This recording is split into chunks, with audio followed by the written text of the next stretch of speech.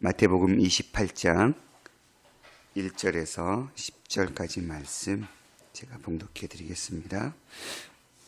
안식일이 다 지나고 안식 후 첫날이 되려는 새벽에 막달라 마리아와 다른 마리아가 무덤을 보려고 갔더니 큰 지진이 나며 주의 천사가 하늘로부터 내려와 돌을 굴려내고 그 위에 앉았는데 그 형상이 번개 같고 그 옷은 눈같이 희건을 지키던 자들이 그를 무서워하여 떨며 죽은 사람과 같이 되었더라.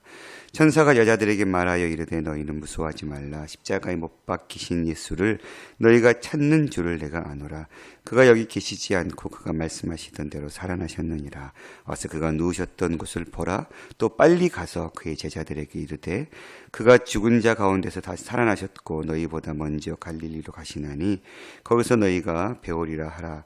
보라, 내가 너희에게 일렀느니라 하거늘 그 여자들이 무서움과 큰 기쁨으로 빨리 무덤을 떠나 제자들에게 알리려고 다름질할새 예수께서 그들을 만나 이르시되 평안하냐 하시거늘 여자들이 나아가 그 발을 붙잡고 경배하니 예수께서 이르시되 무서워하지 말라. 가서 내 형제들에게 갈릴리로 가라 하라. 거기서 나를 보리라 하시니라. 아멘.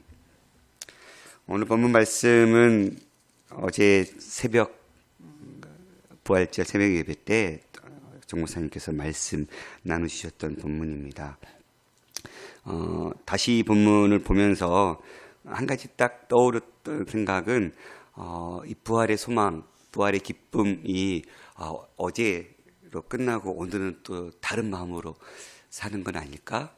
제 스스로도 또 해야 돼, 이 설교를? 어제 그리고 목사님 하셨는데 똑같은 본문을 또 설교 하려고 했을 때 굉장히 부담감이 되는 거예요. 그러면서 너는 정말 부활의 삶을 살고 있는가? 그러니까 이게 하나의 절기로만 끝나는 게 부활의 어떤 절기인가? 아니면 내 삶 가운데 매일매일 이 부활의 기쁨, 이 산소망이 늘 꿈틀거리면서 살아야 되는가? 라고 얘기할 때 다시 좀 마음을 다잡게 되더라고요. 매일매일이 이 부활의 산소망 되신 주님을 우리가 붙들고 살아가야 되는데 내가 똑같은 본문을 다시 전한다고 해서 굉장히 부담감을 가지고 있었구나. 그것이 곧 내 삶 가운데 이 부활의 어떤 소망, 부활의 기쁨이 그저 어느 한 절기로만 끝나지 않고 내 삶 가운데 내 삶 속에 좀 넘쳐났으면 좋겠다라는 기도로 바뀌는 시간이었었습니다. 그러면서 오늘 본문 말씀에 두려움이라는 단어가 되게 눈에 들어오더라고요. 무서워하다. 사람들은 참 두려움, 이 무서움이 있는 것 같아요. 오늘 본문에도 이 무서워하는 사람들이 등장하는데요. 사람들은 본능적으로 좀 무서워하는 성향이 있는 것 같아요. 자신을 제어할 수 없는 상황이 되거나 혹은 자신이 예상하는 것과 다른 상황이 펼쳐질 때 우리가 처음 느끼는 감정은 두려움이죠. 어떻게 해야 되지? 왜 이러지? 이런 두려움들. 오늘 막달라 마리아와 다른 여인들도 예수님의 시신의 향품을 바르기 위해서 무덤을 찾아갔고 그런데 거기서 한 천사와 같은 존재를 본 거죠. 그런데 그 형상이 번개 같고 그 옷은 눈같이 흰 존재. 그런데 그것을 그 여인들만 보는 것이 아니라 지키던 자들도 보았어요. 그리고는 그들은 무서워하여 떨며 죽은 사람과 같이 되었더라. 이들의 두려움이 상상이 가시나요? 무덤을 지켰던 자들이 그로 인해서 엄청난 두려움에 들어오고 있었던. 그런데 그 두려움은 여인들에게는 없었던 게 아니에요. 여인들도 두려움이, 무서움이 있었던 것 같아요. 그러니 천사가 너희는 무서워하지 말라라는 말을 먼저 내던져 주셨죠. 그러니까 예수님도 시신도 안 보이는 상황, 그리고는 시신은 없고 이상한 눈같이 희고 번개 같은 그런 존재가 눈앞에 딱 서 있었을 때 그 여인들의 두려움, 그 무서움. 주님을 따르던 사람들은 이 예수님의 죽음에 대한 것을 받아들이기가 쉬웠을까?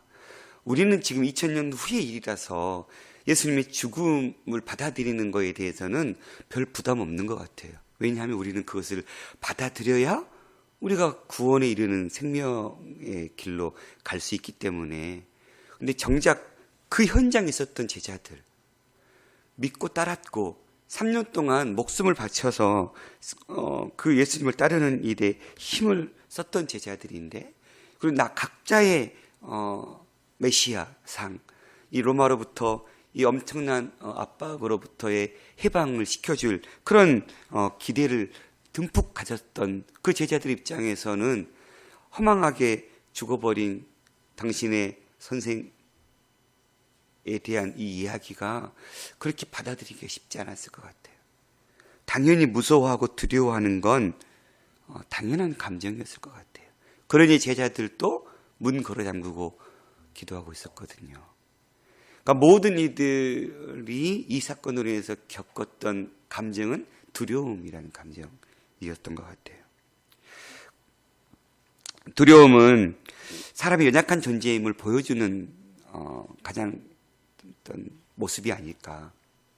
믿는 사람이든 믿지 않는 사람이든 사람은 누구나 이 두려움에 사로잡혀 살아가고 있는 것 같습니다. 미래에 펼쳐질 두려움, 앞으로 일어날 일에 대한 두려움, 사업가들은 뭔가 투자한 거에 대한, 뭔가 계획한 거에 대한 실패와 성공에 대한 두려움, 학생들은 시험을 앞두고 열심히 공부했지만 막상 그 시험을 치기 시작할 때는 잘 볼 수 있을까 하는 두려움. 많은 두려움들이, 우리는 어떻게 보면 우리 인생이 이 두려움과의 싸움이 연속이 아닐까라는 생각이 되어집니다. 저는 늘 강단에 서기 전에 제 자신과의 두려움들 싸우고 있죠. 오늘은 떨지 않고 잘 전해야 될까? 전해야 되는데 떨면 안 되는데, 이런 두려움이 있죠. 또 묵상하고 외웠던 말씀을 뒤죽박죽 되지 않고 이게 잘 또 전개가 돼야 되는데, 뭐 이런 두려움들이 있습니다. 또 내가 맡은 사역을 열매를 풍성하게 맺어야 또 성도들한테 인정받아야, 또 하나님께 인정받아야 되는데, 이런 막연한 두려움들이 제 안에도 얼마나 많은지 모르겠습니다. 여러분은 어떤 두려움이 있으십니까? 그렇게 두려워한 자들에게 무수하지 말라. 그리고 그 여인들도 이제 천사들이 가서 예수님의 살아계심을 전해라 라고 말씀한 그 명령을 제자들에게 전하기 위해서 기쁨으로 막 달리려고 할 때 9절에 보면 예수님이 그들을 만나 주셨거든요. 근데 예수님의 첫 마디도 되게 참 특이해요. 반갑다, 뭐 어디 가냐가 아니에요. 평안하냐. 왜요? 이들은 아직까지 두려움에 사로잡혀 있거든요. 또 주님이 부활하셨지만 부활하셨다는 사실도 이들에게는 전혀 생소한 일이었기 때문에 두려움으로 찾아온 거예요. 그러니까 처음 겪는 일, 처음 겪는 상황, 이것도 우리에게는 엄청난 두려움이죠. 전혀 이들은 예수님이 살아날 거라고는 상상도 못했어요. 그러니 살아나셨다라는 말을 들었을 때 당연하지, 이게 아니었어요. 두려움이었죠. 무서움이었고. 그걸 주님은 아셨기 때문에 첫 마디가 평안하냐라고 물으신 거죠. 그래서 여자들이 그 발을 붙잡고 경배하고, 그때 또다시 예수님은 무서워하지 마라. 제자들을 만나고 주님은 당신이 부활한 존재임을 알려주시고 안심시켜주시고, 제자들이 문을 뚫고 들어와 버리니까 눈이 휘둥그레졌거든요. 그렇게 두려워하는 자들에게 주님은 여전히 무서워하지 말라. 그렇다면 이 말씀을 보면서 우리가 이 사람의 두려움의 근원은 어떤 죽음, 실패, 이런 것들로부터 시작되잖아요. 그렇다면 그 어떤 두려움도 결국은 이 가장 큰 두려움은 죽음의 문제에 대한 두려움이 아닐까. 앞날에 대한 막연한 두려움들도 우리에게 많이 있지만 가장 근본적인 두려움은 죽음에 대한 두려움. 이 주님의 죽으심과 부활은 그 사람의 두려움을 근본적으로 해결해 주신 사건이다 라는 생각이 드는 것이죠. 그래서 무서워하지 말라라는 말씀은 참으로 우리에게는 능력이 되어서 그 사람들의 두려움을 사라지게 하는 그런 가장 강력한 말씀이었다라는 사실입니다.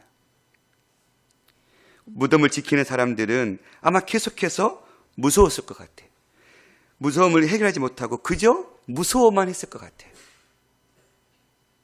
왜냐하면 그들은 예수님의 존재에 대해서 전혀 지금 믿고 있지 못하거든요. 그러나 여인들은 무서움을 해결했을 것 같아요. 또한 제자들도 그 두려움을 해결했을 것 같아요.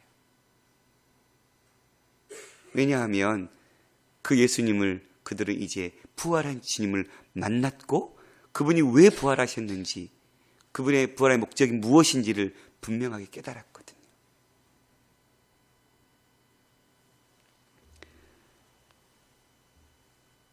주님이 살아났다는 천사의 음성을 들었기 때문이고 또 살아계신 주님을 만났기 때문, 무서워하지 말라는 주님의 음성을 들었기 때문이고 부활하신 주님을 갈릴리에서 만났기 때문입니다. 그렇다면 우리 안에 있는 두려움을 해결할 수 있는 가장 강력한 비법, 그건 주님을 만나는 것이겠다. 우리의 삶 가운데 수많은 두려움들 속에서 그 두려움에서 극복할 수 있는 방법은 나와 늘 함께 하시고 또 주님께서 승천하시면서 또 다른 보혜사, 우리의 삶 가운데 늘 동행하시며 함께 하시며 말씀을 깨닫게 해주시고 하나님의 은혜들을 경험케 해주시는 우리의 돕는 성령 하나님, 그분을 우리가 늘 붙들고 만나고 그분을 위해서 우리의 마음에 진정한 평안이 찾아올 수 있겠다. 그렇다면 우리가 이 부활의 주님을 만나고 그 주님과 교제하는 사람이 진정한 전적인 두려움과 현실의 여러 가지 두려움에 대해서 극복할 수 있겠다라는 말씀의 묵상이 되어졌습니다. 나에게 있는 이 두려움, 막연한 현실의 문제의 두려움, 또 죽음에 대한 두려움, 그런 두려움을 우리가 스스로 결코 떨쳐버린다고 떨쳐버릴 수 있는 건 아닌 것 같아요. 떨치려고 하면 할수록 아마 더 많은 또 다른 두려움이 우리 안에 들어올지 모르겠습니다. 사랑하는 성도 여러분, 우리 인생의 수많은 두려움은 계속해서 펼쳐질 것 같아요. 펼쳐질 것입니다. 그럼 우리가 취해야 될 태도는 단 한 가지인 것 같아요. 어떠한 두려움이 찾아오더라도 그 두려움을 극복할 수 있는 근본적인 해결 방법, 그것은 주님을 만나는 것, 주님을 의지하는 것, 주님을 붙잡는 것, 그것이 그 두려움을 극복하는 출발점, 시발점인 줄 믿습니다. 그것이 해결되면 여러분 뭐가 두려워요? 우리 인생에 이렇게 일이 잘 안 되는 건 그 두려움에 이렇게 우리의 생각과 마음과 이것들이 이렇게 짓눌려 있기 때문에 그러잖아요. 근데 거기서 해방되는 순간 왠지 모를 자신감이 생기면 뭐라도 다 할 수 있을 것 같은 생각이 드시잖아요. 그러면 어떤 그것이 질병에 대한 두려움이든 그것이 앞으로 일어날 일에 대한 두려움이든 이렇게 싸울 수 있어요. 그래서 오늘 우리가 이 말씀을 다시 묵상하면서 우리의 이 두려움들에 대한 여러 가지 상황들을 우리가 주님을 날마다 인격적으로 만나고 그 주님과의 기도를 통해서 인격적으로 경험하고 또 말씀을 묵상하고 읽고 깨달음을 통해서 하나님과의 늘 그 만남이 우리 안에 있으므로 우리의 삶을 짓누리려고 하는 이 두려움의 문제로부터 우리가 해방되고 그리고 그로 말미암아 자신감 있게 우리에게 맡겨주신 사명 능히 잘 감당했으면 좋겠습니다. 오늘 제자들 또 여인들은 주님께서 부활하신 주님을 증거하라는 증인의 사명을 부여받았지요. 부활의 증인의 삶을 감당할 수 있는 것도 결국은 이 두려움의 문제를 해결해야 되죠. 우리가 예수 그리스도를 전하는 것, 다른 이들에게 주님의 복음을 전하는 것, 이것도 두렵지 않으십니까? 저는 굉장히 두려워요. 두려웠었어요. 지금도 두렵고요. 왜냐하면 내가 전한 복음을 외면하면 어떨까? 혹은 내가 이 전한 것 때문에 어떤 비아냥거림을 당하면 어떨까? 너무 많이 당했기 때문에 너나 믿어라 이런 소리들, 어떨 땐 소금 뿌림도 당해봤고 물뿌림도 당해봤고, 그러니까 그래서 이제 아파트 앞에 이렇게 대문 앞에 설 때는 늘 그 두려움이 있어요. 누군가 다 그런 것 같아요. 그러니까 복음을 전하는 증인의 삶을 사는 것도 이 두려움의 문제를 해결하지 못하면 전할 수가 없어요. 그런데 그것도 가만히 생각해 보면 내가 주님을 인격적으로 만나고 내 삶 속에 주님의 살아계심을 경험하면 두려움이 없어져요. 왜냐하면 전하는 내가 진짜인 걸 내가 경험했거든요. 제자들 목숨 바쳐서 3년 동안 따라다녔을 때 제자들은 정말 나약하고 연약한 제자들이었지만 성령을 경험하고 그 예수 그리스도의 공생의 시간이 어떤 시간이었는지를 깨닫고 난 다음에는 그들은 180도 완전히 바뀐 인생을 살아갔거든요. 자기들이 만났고 경험했고 배웠던 것이 무엇이 있는지 총정리가 다 돼버린 거예요. 그러니 이제는 생명을 걸고 복음 전도자의 삶을 살았던 것이죠. 사랑하는 성도 여러분, 오늘 우리가 땅끝까지 이르러서 온 유대와 사마리아와 땅끝까지 이르러서 주의 복음의 증인이 되라 말씀하신 이 사명 감당하기 위해서는 우리가 주님을 또 만나고 경험하고 누려서 우리 안에 먼저 이러한 복음 전도에 대한 두려움까지도 다 사그러지게 하고 담대히 주님의 내가 만났던 그 주님, 내가 경험했던 그 주님, 경험처럼 능력이 있는 건 없는 것 같아요. 내가 경험해 본 건 내 경험을 하고 있는 자들에게 위로가 돼요. 힘이 돼요. 왜냐하면 저 사람도 겪어봤다고 하니까 겪어본 사람이 얘기하면 동질감이 느껴지면서 공감이 되죠. 근데 겪어보지도 않은 사람이 뭔가 얘기하면 되게 우리 콧방귀 끼잖아요. 자식도 안 낳아본 사람이 내 자식에 대해서 이래라 저래라 얘기하면 여러분 어떠세요? 네가 키워봐라 한번 나보고 이런 마음이잖아요. 신앙도 마찬가지인 것 같아요. 어려움을 겪어보고 만나보고 그 산을 넘어가 보면 그 산을 넘어가고 있는 사람들에게는 그것이 엄청난 강력한 힘이 되는 것 같아요. 그렇게 했군요. 그렇게 이겨냈군요. 우리가 그렇게 내 삶 가운데 만났던 이 하나님, 경험했던 이 하나님을 우리가 모르는 많은 이들에게 증거하면서 이 복음의 이 부활의 산소망 되신 예수 그리스도의 이 생명의 복음을 우리가 담대하게 능력 있게 전해가며 살아가는 저와 여러분이 될 수 있기를 간절히 소망합니다. 기도하겠습니다. 주님, 그렇습니다. 우리 안에 참 많은 두려움이 있습니다. 이 땅에 살아가면서 겪게 되는 수많은 현실적인 두려움, 또 우리의 인생의 본질적인 죽음에 대한 두려움, 날마다 그 두려움이 우리를 얼마나 얽매이고 있는지 모르겠습니다. 주님, 우리가 이 두려움에서 벗어날 수 있는 길이 바로 주님의 음성을 듣는 것이고 주님을 만나는 것이고 주님을 경험하는 것이고 주님과 함께 살아가는 것임을 깨닫습니다. 주님, 수많은 두려움 우리의 인생 가운데 몰려오지만 그러나 그것을 주님과 함께 담대하게 물리치며 승리하는 삶을 살아갈 수 있는 우리가 될 수 있도록 붙들어 주시옵소서. 우리가 복음 전도에 대한 이 두려움도 우리가 주님을 만나고 경험함으로 내가 만나고 내가 경험했던 그 하나님을 증거하기에 부족함 없는 삶이 될 수 있도록 주님 붙들어 주시옵소서. 주님, 우리 안에 이 부활의 산소망이 하나님 부활의 절기에 끝나버리는 그런 일들이 아니라 우리 매일의 삶 가운데 이 부활의 산소망이 우리 안에 늘 꿈틀거려서 내게 주어진 모든 수많은 삶 속에 이 부활의 산소망으로 살아가게 하여 주시옵소서. 오늘 또 우리를 두려움으로 몰게 하는 이 사단의 어리석은 계략들 가운데 우리가 담대히 예수의 그 말씀으로 물리쳐 승리하는 하루 될 수 있도록 붙들어 주시옵소서.